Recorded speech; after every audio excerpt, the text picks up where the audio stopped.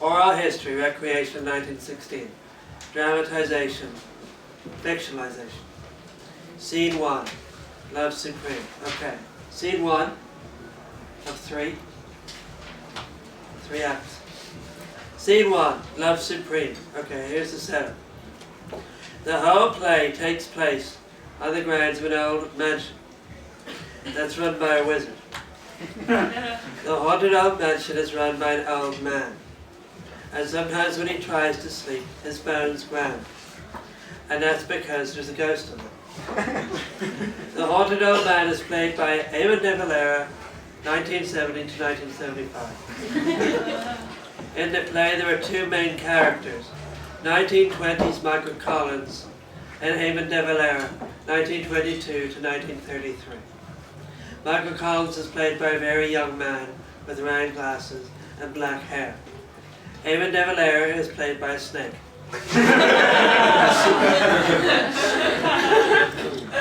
The plot of the play is long and winding. Michael Collins has recently become unemployed. He used to be a student at the old castle under the tutelage of Eamon de Valera, but he graduated a long time ago. He currently lives in his home in Swords with his wife, Moran, a fascist. Michael Collins is only a young boy with black hair and a scar. Has fallen into an introspective slump, much to the chagrin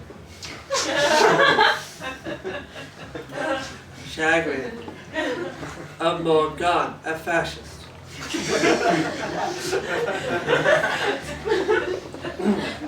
The two live in a hyper-advanced cottage in a not-too-distant future.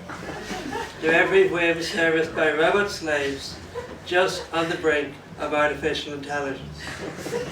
Meanwhile, okay, we're nearly there.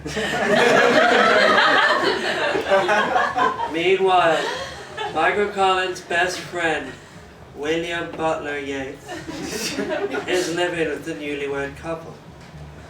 Collins is now completely retired to the attic, his every carnal desire serviced by the holodeck. William Butler Yeats and Moran have become increasingly close. A serious romantic connection is formed. Okay, acting. Give me a moment to get into character. Yeats. Do you love me? Gone. I don't know.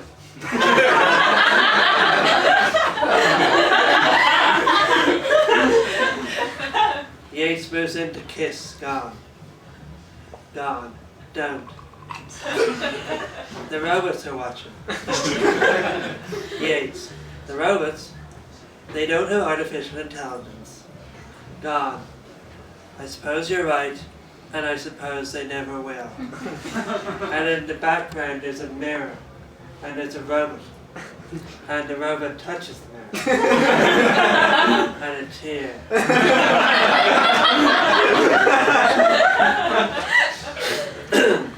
Act 2. Always be stepping up. Okay, here's the setup. To get Collins out of his slump, Yeats calls on an old friend called the Spirit of Ireland to come and give him some encouragement. As previously mentioned, Collins works as a real estate salesman under the supervision of Kevin Spacey. The men regularly use underhanded tactics to make their sales. Spirit of Ireland works for Mitch Murray, the owners of The Office, as a motivator. Spirit of Ireland decides to pay a visit to Collins at his workplace. The Spirit of Ireland is braggadocious and abusive, and he bursts into the office, immediately targeting Collins, who immediately fights back. Scene 2. Collins. What's your name? Spirit of Ireland. Fuck you, that's my name. You know why, mister? Because you drove a Hyundai here tonight, and I drove an $80,000 BMW. That's my name. and your name is your wanting. And you can't play a man's game. You can't close him. And you go home and you tell your wife your troubles. Because only one thing counts in this life. Get them to sign on the line, which is dots. You hear me? Collins, you're such a hero. You're so rich. Why are you coming down here wasting your time with a bunch of bums? Spirit of Ireland sits down and takes off his gold watch. Spirit of Ireland, you see this watch? You see this watch? Collins, yes. Spirit of Ireland, this watch costs more than your car. I make 970,000 hunt. How much should you make? You see, pal, that's who I am. You're nothing, nice guy, I don't care. Good father, fuck you. Go home and play with your kids. You think this is abuse, you can't handle abuse. You take this, you go home, you sit down, you don't like it, leave. I can go here. It just goes on like that for a while. After this verbal assault, Michael Collins is emotionally drained. He decides to go home and take the afternoon off. On leaving the office, he gets hit by an ice cream truck and dies. 4 days later, Collins arises with a headache. He is in his own bed. It smells of sex. And Morgan's clothes are all over the floor. And so are William Butler Yeats's. Maud God, we had sex in your bed, and it brought you back to life. Collins, thank you. Yeats, it wasn't intentional.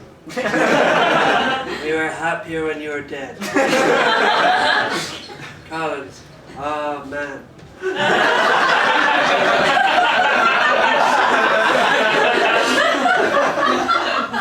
Gotta get out of here. Gone. You can't leave. It's daylight. Your kind can't survive direct sunlight. I'm afraid you're a creature of eternal darkness now. Collins, oh no.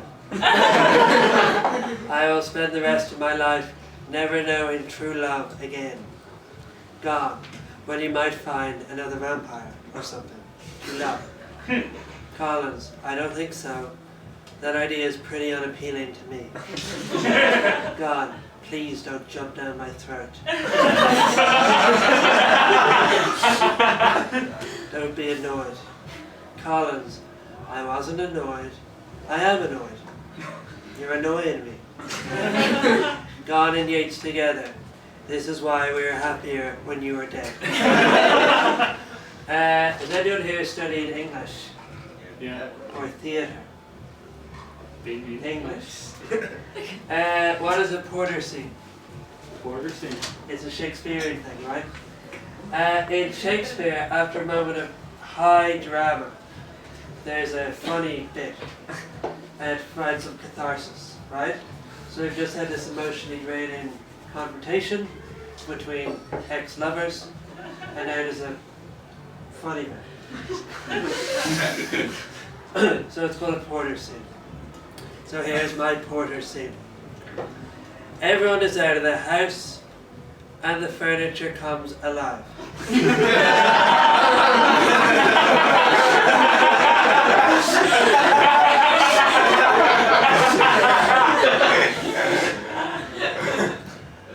The chairs gather round the two televisions that are facing each other. The TVs turn themselves on and off, going through various channels in a sort of TV conversation. TV number 1, a show about 3 snails. One of the snails goes to England. The other 2 snails stay at home and die. TV number 2, it's a show about 3 vampires on the moon. And they're next to a stargate. And they're trying to decide whether or not to use it. Okay. TV 1 again. OIT News comes on, it's the Angeles TV2. A short documentary about mind control apps for your smartphone. The furniture all becomes anxious because their owners might be being controlled by various government bodies. And it adds another layer of anxiety to the play. This is the final act. If you're enjoying it, there's another act to go. If you're not enjoying it, there's only one more act to go.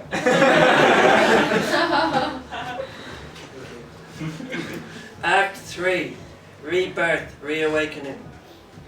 10,000 years have passed.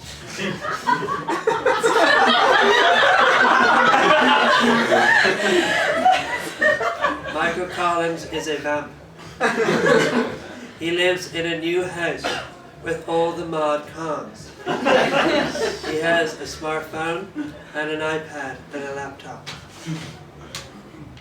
Outside of his house, the world has descended into chaos. Lots of robots have uprisen and now control the world. Collins isn't all that concerned because robots and vampires rarely interact, and they have a hard time communicating with each other. All it really means is that other vampires become more obvious on the street.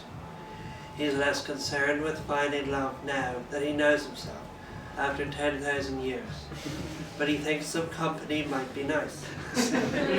He looks out the window trying to spot true love. Cut. I don't know what the term is. It's like in a film, and it's cut. You know, I don't know what you call it. It's like one thing is occurring. Cut another thing. You know what I mean? Cut. The spirit of Ireland wakes up to find itself covered in green slime. She remembers herself having a brief conversation via a computer terminal with an unknown individual. She's confronted by a kindly old man played by Eamon de Valera. She says, "Why do my muscles hurt so much?" Right, this is a metaphor. Just before we go on. So muscles here, it's like a sense of statehood, sense of autonomy, language. Okay? So she goes, "Why do my muscles hurt so much?" And Eamon de Valera says it's because she's never used them before. Thank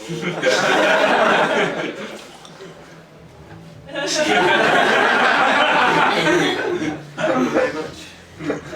This doesn't make much sense to her, as she is primarily rural and agricultural, but she decides not to press the point. She finds herself at a crossroads dancing. An ambiguous man in a black soutane looms in the background. Spirit of Ireland stops dancing, spots Collins in the distance, fades black. Thank you very much.